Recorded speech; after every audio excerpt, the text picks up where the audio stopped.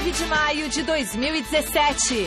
Com aval de presidente e patrocinador, a Cuca é apresentado no Palmeiras. Em premiação, Corinthians domina a seleção do Campeonato Paulista. Chelsea vence Middlesbrough e está a uma vitória do título da Premier League. São Paulo e Corinthians fazem últimos ajustes antes de jogos pela Sul-Americana. E ainda, tudo sobre as semifinais da Champions League, as emoções da etapa brasileira de surf e os preparativos para mais uma prova ciclística 9 de julho. Oi pessoal, boa noite. Ele está de volta. Há pouco mais de 5 meses depois de ter deixado o Palmeiras, o técnico Cuca foi apresentado e vai comandar a equipe na sequência da temporada. Todos os detalhes envolvendo a chegada de Cuca ao Verdão você vai ver daqui a pouquinho no Gazeta Esportiva. Agora, a gente vai falar da festa de encerramento do Campeonato Paulista, que premiou os melhores da competição. Veja aí a reportagem de Fernando Gavini. Aí, parabéns! Esporte Clube Corinthians Paulista, campeão paulista de 2017. O campeão paulista dominou a seleção do Paulistão, com 5 eleitos: Fagner, Pablo, Guilherme Arana, Rodriguinho e Jô. Além de Fábio Carilli, eleito como o melhor técnico da competição. É um privilégio começar numa equipe desse tamanho, essa grandeza que é o Corinthians, com um grupo de jogadores que compraram a ideia, né? Os próprios jogadores estão dando essa declaração já tem um tempo, né? Porque foi campeão. Então a gente está muito feliz mesmo com tudo que está acontecendo. Estou dizendo que eu sou um abençoado. A sensação de Fábio Carilli é parecida com a de Guilherme Arana. No primeiro campeonato do lateral como titular, ele foi campeão e escolhido para a seleção. Sempre trabalhei para isso, né? Chegar nesse momento. Assistia na TV o Campeonato Paulista e hoje conquistando um título muito importante para a minha carreira. A gente fica muito feliz, gratificante e é um sonho de criança que se tornou realidade. Cada um com sua sensação, cada um com sua emoção. Mas elegante mesmo quem estava era o zagueiro Pablo. Isso aí tem um dedinho da esposa que trabalha com isso, com moda, e ela consegue fazer uns milagres aí. Tem uma gravata borboleta, tá? É, personalidade, né? Mas ninguém está curtindo mais o momento do que Jô. O atacante estava tão desacreditado quanto o Corinthians no começo do ano. Ele se tornou o rei dos clássicos, foi escolhido para a seleção e ainda foi eleito o craque da galera. Tive a humildade de trabalhar, de fazer os jogos, ajudei a minha equipe e acabei provando para muitas pessoas que ainda tem muita lenha para queimar. Vice-campeã paulista, a Ponte Preta teve 3 jogadores na seleção: Aranha, Fernando Bob e William Potker, o jogador mais premiado da noite. O atacante levou ainda o prêmio de artilheiro, de craque do interior e de melhor jogador do Paulistão. A gente queria, claro, o título, eu trocaria todos esses prêmios com o Rodriguinho, com o Jô, pela taça, mas faz parte do futebol, né? Perdemos dentro de campo e na nossa casa. Nos impomos na casa deles e fizemos um jogo atípico na nossa casa, coisa que não vinha acontecendo. Mas é isso aí, cara. Futebol é isso aí. Ganhando ou perdendo, a gente tem que estar sempre levantando a cabeça para buscar o melhor. O Palmeiras foi representado na seleção do Paulistão por Mina e Felipe Melo, enquanto o São Paulo teve Cueva entre os escolhidos. Aliás, o peruano reencontrou Fagner pela primeira vez desde a polêmica entre os dois na semifinal do campeonato. Para ele, tudo o que aconteceu já faz parte do passado. Eu não vi nenhum problema, eu vi coisas que... Eu não vi nenhum problema. São coisas do futebol. Na verdade, ele me parece um grande jogador. Como pessoa, eu não posso falar, porque não o conheço pessoalmente. Não o conheço pessoalmente. E assim foi a festa do Paulistão, comandada pelo Corinthians, de quem pouco se esperava lá em janeiro, quando a bola começou a rolar. E agora, o que será do campeão paulista no Brasileirão? Com a palavra, Fábio Carilli. Continuo não prometendo nada, e sim olhando o dia a dia, jogo a jogo, trabalhando bastante, observando muito os adversários. É muito importante que nossos jogadores sabem com quem vão guerrear, contra quem vão jogar. E muita organização e entrega. É isso que eu continuo falando e pode ter certeza. Não sei se bate campeão, mas a gente vai longe demais. E agora, depois desse Paulistão, alguém vai duvidar?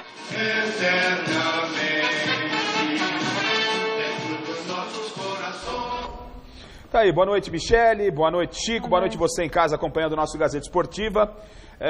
Cada um tem a sua seleção, e se a gente for observar a seleção do campeonato, você pode trocar uma ou outra peça, por exemplo, o Aranha. Eu entendo que o Cássio deveria estar no gol da seleção do campeonato, e não o Aranha, com todo o respeito, a campanha que fez a Ponte e que fez o Aranha, mas isso é muito pessoal, não é? Cueva pode ser que merecia, talvez o Jadson merecesse também uma oportunidade nessa seleção, mas isso é apenas um detalhe e a gente tem que respeitar essa seleção que ela foi escolhida aí como a seleção do campeonato. Destaque interessante que o Gavini nos apresentou nessa reportagem, a cada entrevista do Fábio Carille a gente consegue sentir ele um tanto mais sólido, mais consolidado, sabendo o que está fazendo, sem dar o passo maior que a perna, né? Porque, por falar em perna, ele poderia ter se tornado no perna. O que é perna na linguagem de futebol? O cara começa a mascarar, ganhou o campeonato, já fica perna. Não, o Carille continua o mesmo cara, e tem que ser assim. Tem que ser assim. Tanto é verdade que o Corinthians ganhou o campeonato no domingo, na segunda-feira teve treinamento, teve a festa na federação, o Corinthians teve que mudar a logística, Chico, para a viagem para o Chile. O Corinthians ia ontem, mas em função da festa houve toda essa mudança. Então o Carille tem tratado tudo isso com muita seriedade e serenidade.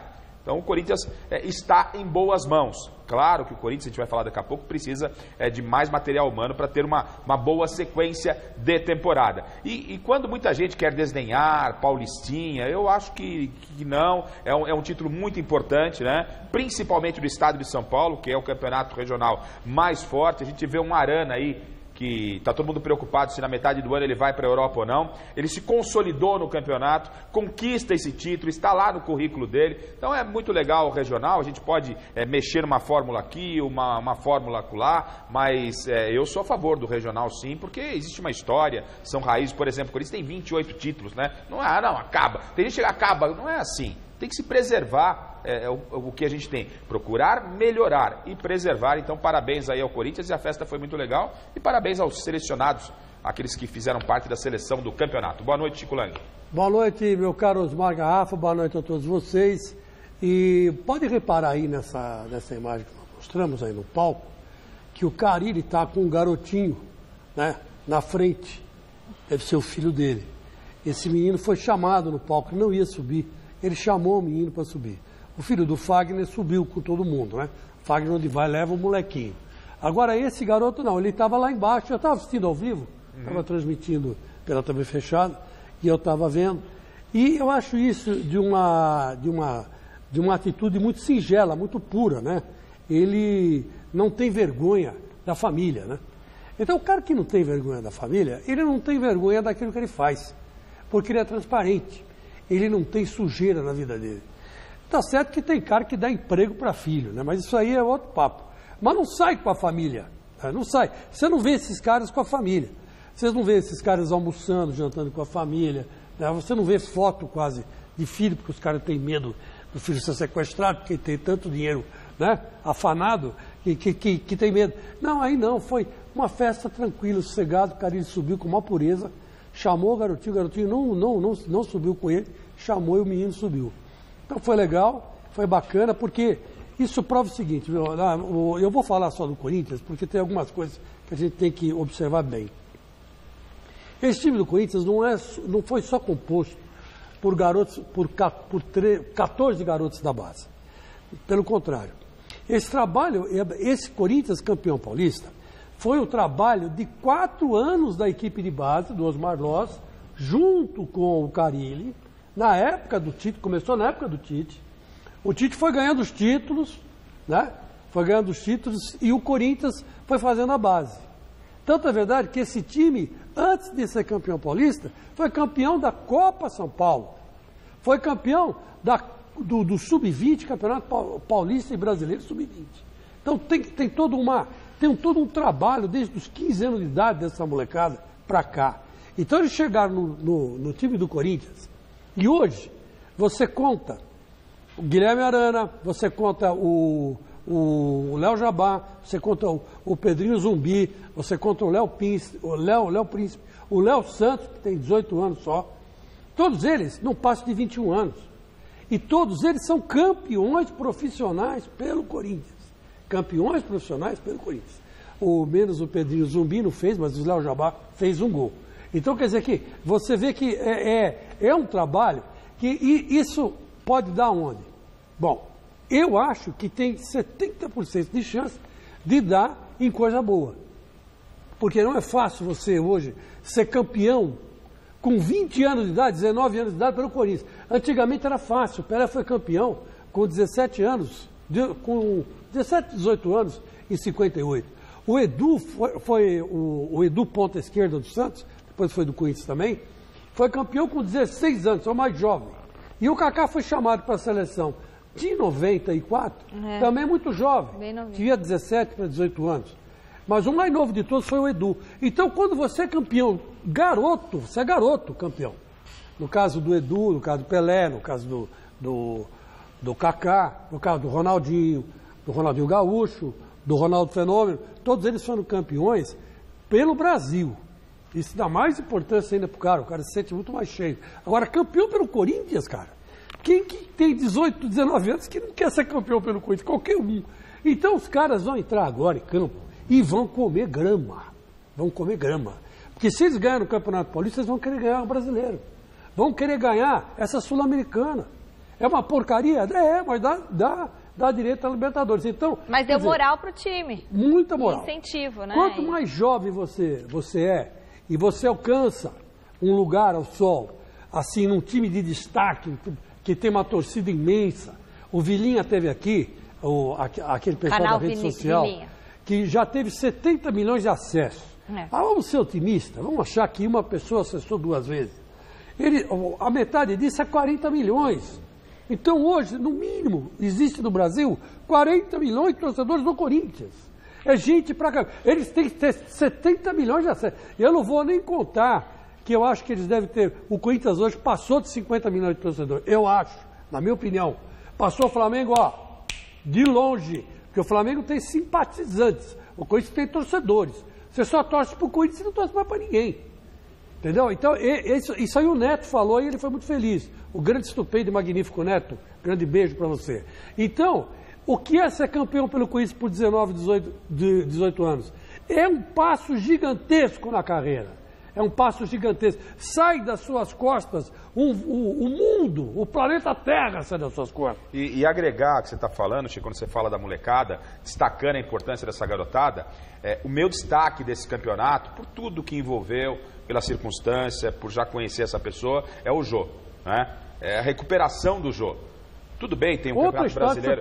Tem um campeonato brasileiro pela frente. O Jô foi nascido lá no terrão do Corinthians, né? Disputou Copa do Mundo, enfim, teve todo esse problema revelado por ele, problema de alcoolismo. Ele chegou a perder jogo da Libertadores no Internacional porque foi pra balada e não conseguiu acordar pra treinar. E o cara chegou pro Corinthians tomando um cacete de todo mundo. Ficava 3 dias fora de casa.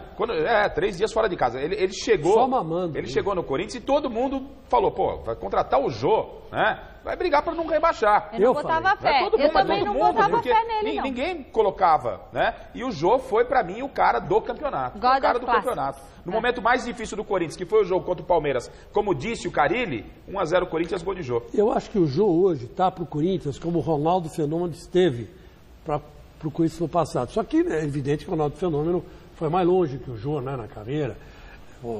Sem comparação, né? Chegou a disputar uma Copa também, 2014. Ganhou a Copa das Confederações, jogando pelo Brasil, fez até gol. Então, quer dizer que não é um bobinho. Mas ele já passou pelo Corinthians. Nunca tinha sido campeão pelo Corinthians. Campeão paulista, nunca tinha sido. Foi agora. O Fagner já tinha sido com o Tite, tinha sido acho que no passado também, mas agora não, agora ele foi campeão. Então, eu acho que essa turma do Corinthians, que está aí já vai fazer uns 5, 6 anos, tem tudo para fazer um grande papel. Então, aí... Mas você precisa reforçar esse elenco aí, Chico. Não entra nessa ilusão, calma. O Campeonato Brasileiro é longo, é diferente do Paulista, não é mata-mata. Você precisa ter um elenco para poder substituir. Vai reforçar meia boca, mas vai reforçar. Bom. Não vai reforçar que nem o Palmeiras. E como a gente falou... Daqui a pouquinho você vai conferir a apresentação do técnico Cuca. Antes disso, a gente te convida para participar da nossa enquete de hoje. A gente quer saber de você aí de casa, do Chico e do Garrafa. O Cuca vai repetir o sucesso do ano passado no Palmeiras? E aí?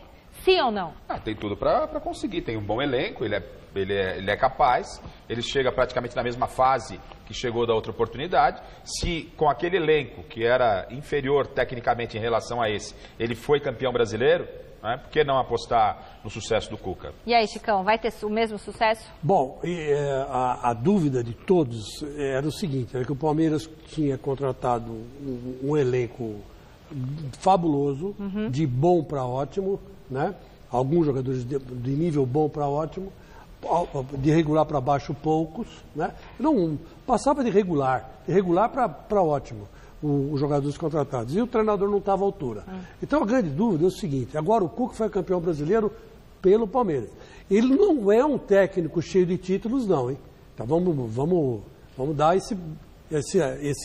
vamos supor, esse parênteses aí. Ele conquistou poucos títulos na carreira, mas títulos significativos, campeão sul-americano da Libertadores para o Atlético Mineiro, né? Montou um bom time lá com o Ronaldinho Gaúcho, o Jô, inclusive o Jô estava no time, falar em Jô, estava no time do Cuca, enfim, bons jogadores. Então agora vamos ver, um desafio para ele. Eu não tenho por que não dar um voto de confiança para ele, eu tenho, mas vai ser difícil. Bom, de volta às ruas de São Paulo, a prova ciclística 9 de julho tem como destaque a passagem pelo Parque do Ibirapuera, local que está acostumado a receber a mais importante competição de ciclismo do país. Para resgatar essa história, a bike repórter Renata Falzoni bateu um papo com Ieda Botelho, bicampeã da prova nos anos 90. Na prova ciclística 9 de julho, os atletas dão um show de velocidade e adrenalina nas ruas de São Paulo. No circuito de 28,3 quilômetros, o pelotão passa pelo Obelisco e pelo Monumento às Bandeiras, no Ibirapuera. Acostumado com as bicicletas, o parque já foi palco principal da mais tradicional prova de ciclismo do país.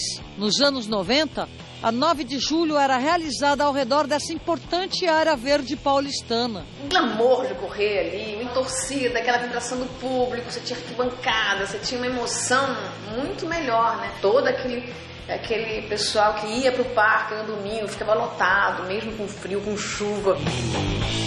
Essa coisa de trazer para a rua, eu acho que foi um passo importante, né? Trazer de novo aquela prova incrível para que as pessoas que não são só do meio ciclístico assistam. Um dos grandes nomes do ciclismo feminino brasileiro, Ieda Botelho, foi campeã na 9 de julho em 1994 e 1996, sempre com a arrancada veloz no sprint final. Eu nunca fui uma pessoa de muita habilidade nas subidas, na resistência, mas o meu sprint era quase que, assim, as pessoas tinham um pavor, né? Porque era muito forte. Primeiro, saber se posicionar para não ficar perto de meio fio e ninguém te fechar aqui sem peça. E outra, você observar quem são as pessoas que você vai ficar na roda. Na 9 de julho, normalmente, quando chegava assim, uns 400, 500 finais, eu já botava a cara na frente. Eu preferia ficar com a cara no vento do que ficar presa, né? Esse momento certo de arrancar, eu acho que, sei lá, é um insight que você tem aí na hora ali, que é a hora, bora, é agora. Neste ano, a 9 de julho novamente abre vagas, não só para os profissionais.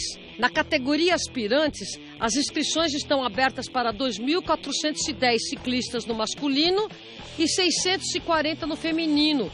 Barato, isso aí na minha época não tinha, era só para profissional mesmo, só para quem tinha equipe, quem competia. Então quando você sai para pedalar, antigamente eu passava ali, falava com um, com o outro, conhecia todo mundo. Agora você sai, são centenas de ciclistas, esse povo está sedento para algum evento, alguma coisa, então eu acho que cabe bem no momento que o ciclismo brasileiro está vivendo. Tá certo, e a Renata Falzoni está aqui com a gente mais uma vez, mais uma terça-feira para falar sobre o ciclismo. Boa noite, Renata. Boa noite, Michele, boa noite a vocês todos. Boa noite. Boa noite. Seja bem-vinda, Rê. Rê, é o seguinte, esse ano a prova ciclística 9 de julho vai passar pelo Parque do Ibirapuera, pelo Parque Vila Lobos, pelo Parque do Povo. Exatamente, une os três parques. Que legal. Legal mesmo. E o Obelisco? O Obelisco também, veja só. Passar ao lado do Obelisco, você viu nossa matéria, que linda, né? A prova passando ao lado do Obelisco. Todos os anos isso é uma conquista, Michele. O pessoal que corre a 9 de julho nem sabe o trabalho que dá você negociar esse direito de um pelotão tão forte, tão grande, passar no dia da 9 de julho, que é o dia da parada militar, tudo, ao lado do Obelisco. Então, Michele, A gente não sabe se esse ano a gente vai de fato conseguir dar a volta pelo Obelisco. Isso são negociações. Tá. Agora, aquele atleta da categoria elite que já pôde dar a volta no Obelisco, ele pode dizer no seu currículo: eu pedalei ao redor do Obelisco, que é o marco, né, do soldado constitucionalista, que é o ponto mais fundamental, assim, é o marco mais importante da história paulistana que nós temos, né, que é o mausoléu do soldado constitucionalista. E você sabe que o Casper Libero está enterrado lá no Obelisco. E sabe outra coisa também, Michele? Nós estávamos agora no bastidor, né? O Marcos Gurgel nos segredou uma coisa muito interessante, que os direitos autorais da imagem do Obelisco pertencem à Fundação Casper Libero. Isso não é interessante? E o vencedor da prova vai ganhar o quê? Isso que é legal, que é bacana a gente falar. O troféu que vai ser dado aos vencedores da 9 de julho tem como imagem o Obelisco. Isso é em primeiríssima mão, tá? Assim, somente agora que a gente está sabendo disso. Gente, será que podia falar, Renata? Não sei, mas agora já tem que ser verdade, né? Agora já foi. Muito legal, muito Tem legal. outra novidade também, Michele, desculpe te interromper. Os aspirantes, que todos os outros anos deram uma única volta no circuito de 28 quilômetros, esse ano vão dar 2 voltas. Isso está em negociação e tudo mais, mas está quase batido o martelo que os aspirantes vão correr o dobro que eles correram no ano passado. E vale dizer que a largada dos aspirantes é às 6h45 da manhã. Muito cedo. Dos federados, às 8h05 da manhã. Então, quem quiser se inscrever tem que entrar no site gazetesportiva.com, se inscrever, colocar todos os dados. Tem uma taxa de inscrição de R$ 195 para você participar, que são os custos da prova, né? Faz parte, tem todo o custo operacional para que ela seja feita. Gazetesportiva.com. E as inscrições vão se encerrar, então você tem que correr para se inscrever, né, Renata? É isso aí. Muito participar da mais tradicional, a mais antiga prova de ciclismo de estrada nas ruas da cidade de São Paulo, por sinal. Beleza. E para a semana que vem, você vai trazer alguma novidade? Pode adiantar para a gente o que você está planejando falar? Não. Não pode contar. Amanhã tem uma reunião, quem é fã do ciclismo, torça e a gente vai contar o que está rolando aí. Show de bike! Essa é Renata Falzoni com a gente aqui no Gazeta Esportiva. Muito obrigada, viu, Rê? Muito bom ter você aqui sempre com a gente. Eu que agradeço muito. E a gente preparando aí uma cobertura super legal, sensacional da prova ciclística 9 de julho. Renata Falzoni, que manja tudo, que sabe tudo de ciclismo no Brasil, vai estar com a gente esse ano também na transmissão. E agora sim, Cuca está finalmente de volta ao comando do Palmeiras. Após cerca de 5 meses afastado do clube, o treinador foi apresentado oficialmente nesta terça e o Alexandre Silvestre acompanhou. Confira. Agora há pouco, o reencontro com os jogadores que ele tanto conhece. Alguns até trazidos pelo Cuca. Pouco antes, o treinador foi apresentado oficialmente na sala de imprensa da academia, superlotada. Recebeu as honras da casa das mãos e na voz do presidente e da patrocinadora.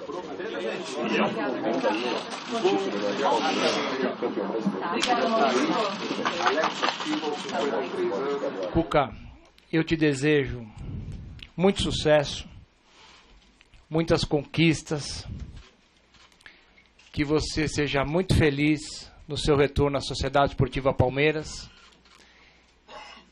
e que dê muitas alegrias a essa imensa torcida que tem verdadeira adoração por você. Obrigado, presidente, pela confiança, Zé Roberto, Leila. Na sexta-feira recebi uma ligação do Alexandre em cima de um retorno meu, um possível retorno meu.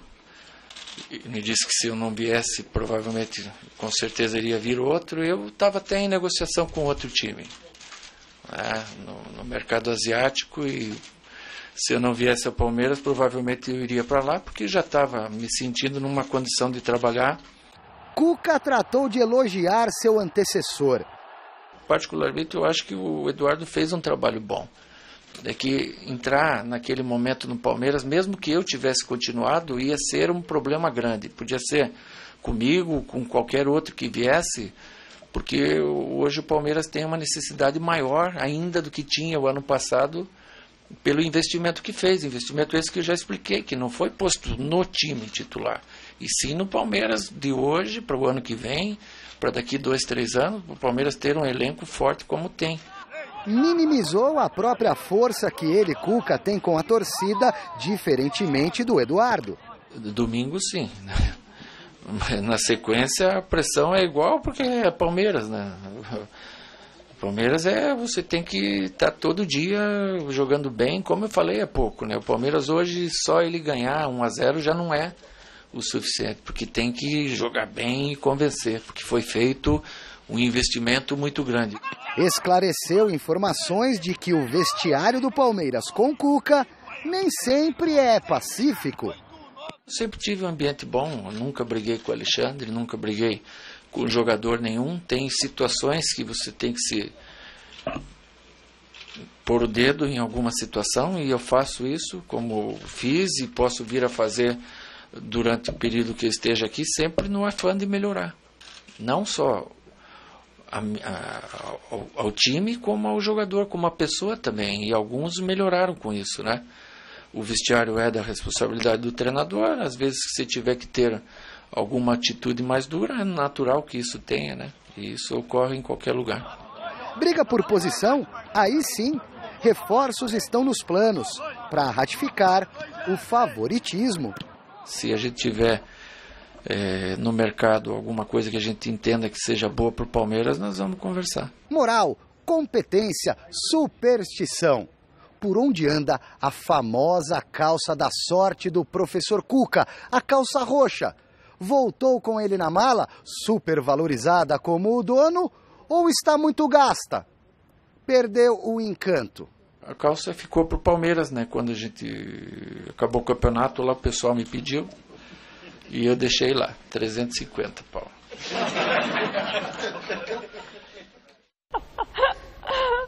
Bom, 350 conto. Caramba, hein? É cara, mas deve ser uma calça de qualidade. O Cuca tem essa mania aí, né, de superstição. Foi perguntado hoje na coletiva se ele já chegou com alguma superstição. E ele disse que por enquanto não. Na temporada passada tinha esse lance da calça, que era mais ou menos da cor dessa nossa camisa aqui. Ele tinha uma que ele não confirma muito, mas também não desmente, que é ele quando está dentro do ônibus, com a delegação e vai chegar no estádio, se o ônibus for dar ré com todos os jogadores, ele manda o motorista parar, descem os jogadores, depois o motorista estaciona o ônibus. Não, mas é verdade. Porque ele acha que se o ônibus entrar de ré com o elenco e ele dentro, o time vai perder. Mas é cada louco com a sua mania. Agora, tem mais coisa, tem mais. O que muda no Palmeiras com a saída do Eduardo Batista e a chegada do Cuca? Muda, no meu entendimento, muda o Palmeiras globalmente. Porque o Palmeiras não tinha, e isso não é nenhum demérito ao Eduardo, que é um técnico promissor, mas ele estava muito verde, apesar de ser palmeirense, né? Técnico do Palmeiras, ele estava muito verde para dirigir esse elenco. Era muita areia para o caminhão dele, né? Então, o Palmeiras faltou um comandante, faltou um cara para segurar o vestiário, para se tiver que brigar, que discutir, que colocar a mão na mesa de uma forma mais forte, faltou alguém. E esse alguém é o Cuca. Agora, vai acabar esse negócio de Felipe Melo querer mandar. Você não vai ver mais negócio de Felipe Melo mandar ninguém calar a boca em treinamento. Né? Felipe Melo vai continuar falando o que tem que falar, com a sua personalidade, mas não vai sair falando que vai bater mais na cara de ninguém, porque se falar algo que possa prejudicar o Palmeiras, o Cuca vai chamar para salinha, o Cuca vai chamar para o cantão. E conversar com o Cuca é diferente do que conversar com o Eduardo Batista. Porque o Eduardo Batista é menos homem que o Cuca? Lógico que não, nada a ver. Estamos falando de lastro, de casca dura, casca grossa, e o Cuca tem. O Cuca tem respeito, ele é o atual técnico campeão do Brasil. Então o Palmeiras ganha e muito. Agora, a gente se recorda, o Cuca o ano passado assumiu mais ou menos nessa mesma faixa de campeonato. E teve dificuldades aí, né? Teve dificuldades, foi eliminado na Libertadores e tal. Então existe uma condição difícil para o Cuca iniciar o trabalho, apesar do elenco ser quase o mesmo com algumas peças novas. Então, entendo que o Palmeiras melhorou, vai ficar forte. E espero que não se prejudique já na fase de grupos aí da fase de mata-mata da Libertadores, que está se avizinhando. E ainda pode vir gancho, sem Felipe Melo, sem Allianz Parque. É uma situação complicada. Mas, de qualquer forma, no meu entendimento, para a galera do Palmeiras, era isso que ela queria. Chegou o técnico, parabéns, Palmeiras. Cascadura, né? Cara, cascadura, ele tem lastro, né? Ele sabe tocar um grupo... onde a fogueira de vaidade às vezes né, assume proporções enormes, né, mas ele sabe como fazer. provou isso aí, né? Mostrou isso aí como campeão Desculpe, brasileiro. Chico, além da sua competência técnica, né? De um treinador. Isso é que nós vamos ver, porque o elenco do Palmeiras hoje tem muito bons jogadores, né? Ele vai ter que convencer todo mundo que o elenco do Palmeiras não tem 11. Quer dizer, o time do Palmeiras não é formado por 11, é formado por 16, 17 caras. Esses 16, 17 caras vão ser revezados ali no time de acordo com a necessidade que ele tiver. Ele tem que convencer os caras disso. Eu sei que é difícil, mas ele tem competência para isso.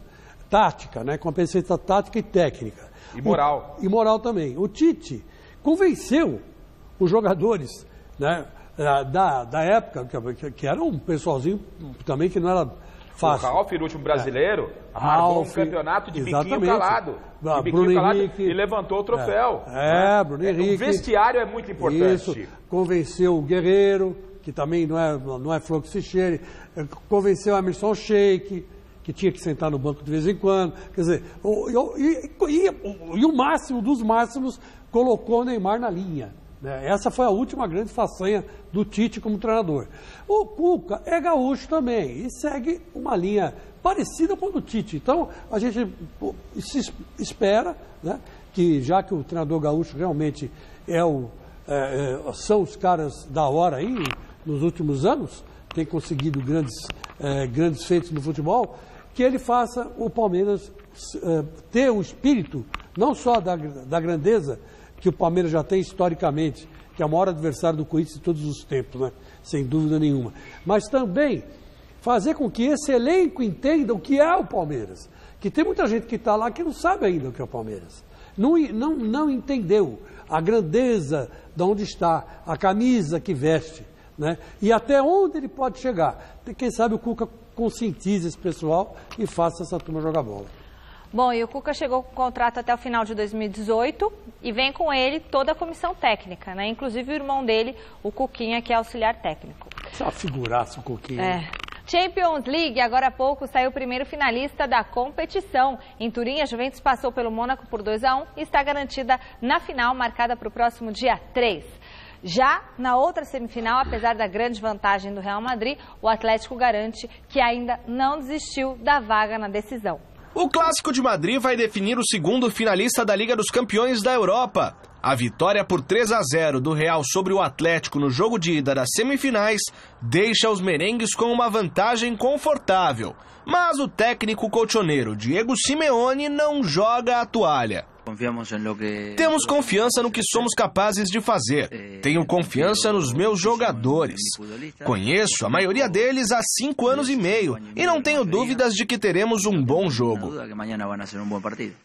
Já no Real Madrid, o desafio é manter a equipe focada nessa reta de final de temporada, com a perspectiva de erguer 2 taças, a do Campeonato Espanhol e a da Liga dos Campeões da Europa. Mesmo com a excelente vantagem construída no jogo de ida, a ideia é não deixar a peteca cair. Vamos tentar afrontar a partido de volta como lo estamos haciendo hasta ahora. Vamos tentar encarar o jogo de volta como fizemos até agora. Entrar em campo e pensar em fazer o máximo para ganhar a partida. O que queremos é tentar jogar e dar o máximo para ganhar. Depois do apito veremos como é o jogo, mas nossa ideia não vai mudar. E dar o máximo para luego ganar el partido. Luego veremos cómo es el partido, pero nossa ideia não vai cambiar. No futebol, tudo pode acontecer, mas temos que dar o máximo dentro do campo de jogo. Temos que dar tudo, deixar a alma, já que no futebol podem acontecer muitas coisas. Precisamos manter um nível de concentração em todos os minutos dentro de campo e confiar em nós mesmos.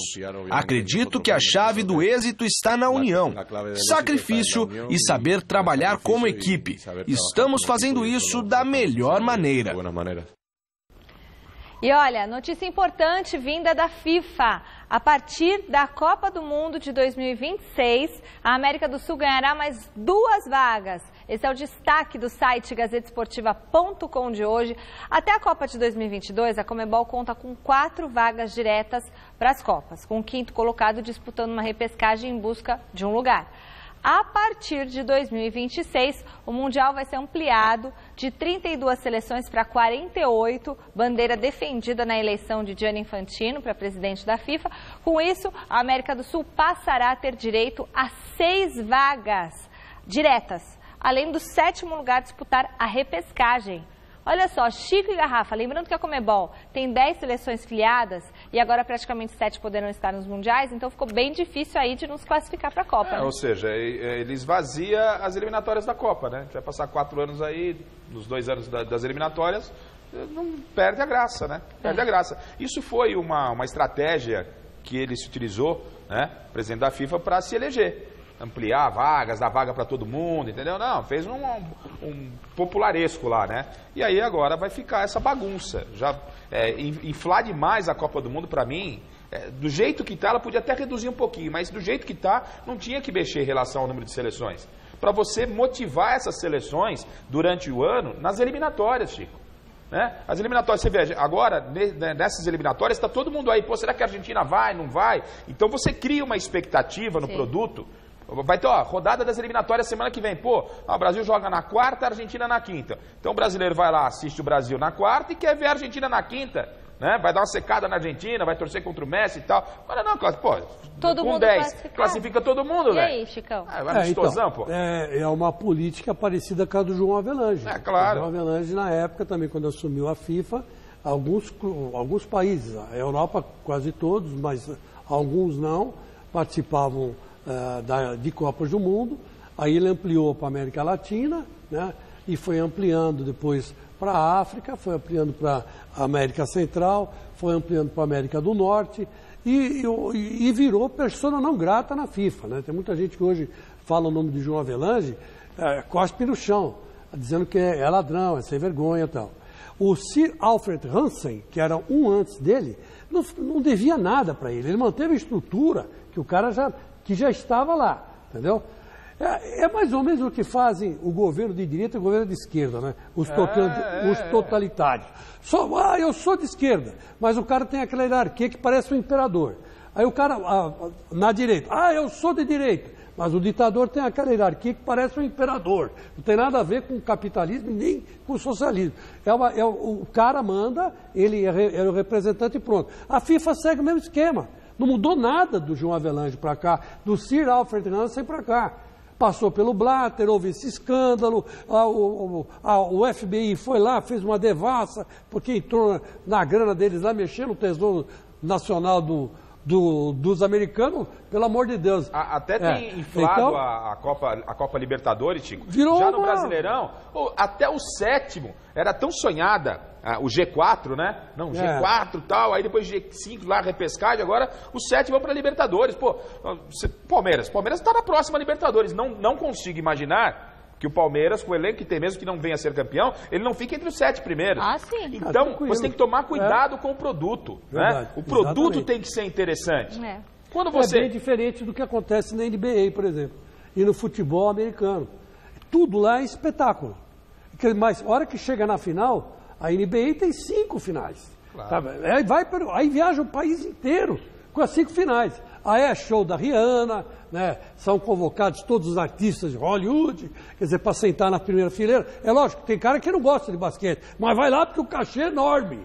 Né? Então, quer dizer, tal negócio, vira um negócio maravilhoso, popular, né? Bonito de se ver. Agora, a Copa não. A Copa está virando um torneio onde todo mundo vai jogar.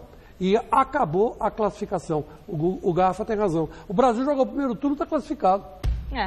Bom, o assunto agora é o voleibol feminino. No Mundial de Clubes que acontece em Kobe, no Japão, Rio de Janeiro estreou na competição na manhã desta terça com uma importante vitória diante do Hisamitsu Springs, lá do Japão, por 3-1. Já as meninas do Osasco sobraram em quadra, venceram na estreia japonesas do NEC Red Rockets por 3-0, parciais de 25-11, 25-17, 25-19. O principal destaque da partida foi a central Bia, 16 acertos, seguida aí pela Tandara, que teve 14. A equipe paulista tenta repetir o feito de 2012, quando foi campeã. Das quadras para água. Começou hoje a 4ª etapa do Mundial de Surf, que está sendo disputado aqui em Saquarema, no estado do Rio de Janeiro. E os brasileiros não se saíram tão bem no primeiro dia, já que de 11 competidores, 8 foram para a repescagem. O primeiro dia de competições da etapa brasileira do Mundial de Surf foi marcado por ondas grandes e complicadas em Saquarema, no Rio de Janeiro. Logo na primeira bateria, Gabriel Medina sofreu com as condições do mar. Não achou boas ondas e foi despachado para a repescagem pelo norte-americano Nat Young. Mas, para alívio do público que compareceu em peso na praia de Itaúna, na bateria seguinte, Mineirinho, atual 4º colocado no ranking, avançou para o round 3 e se manteve na briga pela liderança geral. Além dele, o novato Ian Gouveia e Filipinho, com um show de manobras arriscadas, também venceram as respectivas baterias. Atual líder do ranking mundial, o havaiano John Florence é outro que se garantiu na próxima fase da competição. A próxima chamada para a retomada da competição é amanhã, às 7 horas da manhã. Hora de falar do Corinthians, que já está em Santiago. Amanhã a equipe do técnico Fábio Carille enfrenta a Universidade do Chile em jogo que vai decidir uma vaga para a segunda fase da Copa Sul-Americana. Se recuperando de uma sinusite, o zagueiro Pablo não viajou. Outro desfalque certo é o lateral direito Fagner, que cumpre o segundo jogo de suspensão imposto aí pela Conmebol. O repórter Adriano Dolfi acompanhou o último treino antes do embarque para a capital chilena. Confira.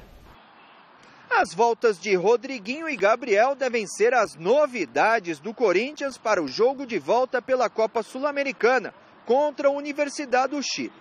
O Corinthians já seguiu viagem para Santiago e logo mais realiza, inclusive, reconhecimento do gramado no local da partida. Como venceu o jogo de ida por 2-0 em Itaquera, derrota por até 1 gol de diferença garante a classificação para o Timão. O time da Universidade de Chile demonstrou aqui na arena que joga um bom futebol e acho que vai ser difícil, um jogo de muita competitividade, a gente tem que estar preparado. Romero relembrou que no jogo de ida ocorreu a confusão com a torcida chilena na arquibancada. O atacante paraguaio espera que o clima em Santiago não seja de hostilidade. O que aconteceu aqui acho que já ficou para trás. Acho que a torcida da Universidade de Chile começou a briga e lá a gente vai para jogar, né? E a torcida do Corinthians acho também que vai para torcer pela gente. E tomara que não aconteça nada, que seja um jogo muito bom. Eu acho que vai ser difícil, mas a gente vai manter essa tática que a gente tem de estar bem organizado, de ser compacto e defender o resultado que a gente conseguiu aqui. Ô Garrafa, será que o gordinho da Laú vai estar lá? Ah, acho que aquele não, famoso gordinho da Que Laú, mala, hein? aquela mala que acabou chamando toda a polícia. Colchão de casal, hein? Colchão de casal, queria bater em tudo quanto era gente, lá os policiais e tal. E será que ele foi, que diz que ele é brasileiro, né? Estava lá prestando solidariedade. Mas enfim, olha, eu não acredito em ninguém bonzinho dessas torcidas uniformizadas. Vai haver hostilidade sim, vão tentar ganhar na porrada sim, vai passar para o campo sim, vai ter tudo o que vocês possam imaginar. Se eu não estou enganado, o estádio da Laú fica no sopé da Cordilheira dos Andes, não é isso? Sopé da Cordilheira dos Andes. Pode estar o calor que estiver em Santiago, você vai para lá, você tem que pôr uma blusa, porque no sopé da Cordilheira dos Andes é um frio, que você não faz ideia, desce uma corrente, um vento frio lá de cima, que é um negócio impressionante. Eu peguei pneumonia nesse estádio aí da Laú. Foi aí que eu conheci o 3-2 com o gol de Tevez e Neymar, né? Acho que foi aí. Então é um estádiozinho pequenininho, parecido com o da Ponte Preta. O estádio da Ponte Preta, Moisés do Carvalho, perto do estádio da Laú, nossa senhora, é uma pérola, é um brinco, é uma coisa maravilhosa, né? É uma porcaria o estádio. E um frio que você não faz ideia. 10h30 da noite, 10h15, 15 para as 10, que vai ser o jogo, os caras vão bater o dente. Então vai ser difícil, os caras vão querer ganhar no grito e é isso, não tem jeito, é guerra mesmo e o Corinthians que vai preparado. O Corinthians não está classificado ainda, apesar da boa vantagem que fez aqui na Arena 2-0. É um jogo complicado, é um jogo onde o Corinthians vai ter que jogar muito com a inteligência, é um jogo onde o Corinthians, ele tirou uma pressão que foi ganhar o título paulista, e é natural que venha um relaxamento, não é? O Carille tem que se preocupar com isso para poder ajustar a equipe. Aí ele já não tem o Fagner.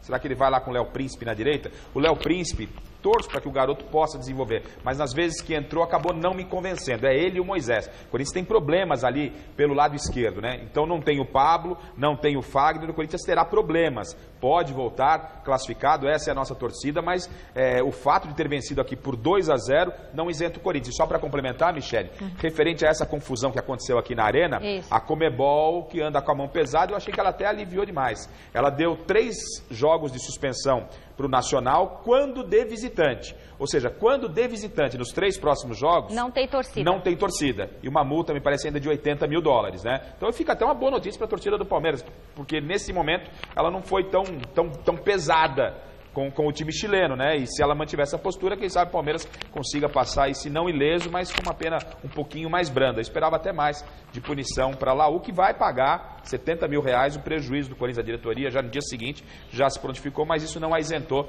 da punição da Conmebol. Eu quero ver receber. Vamos ver.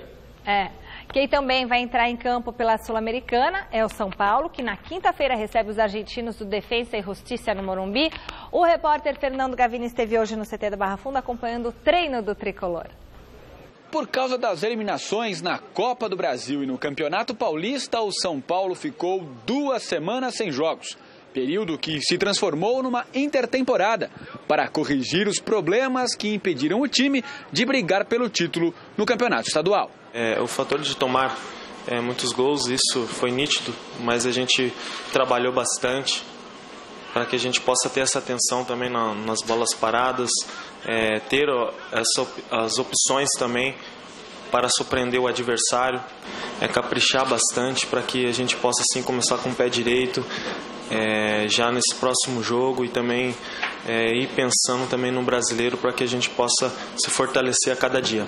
Mas esse tempo sem partidas oficiais está prestes a acabar. Na quinta-feira, o São Paulo enfrenta o Defensa e Justiça da Argentina pela Copa Sul-Americana no Morumbi. No primeiro jogo, na Argentina, houve empate por 0-0.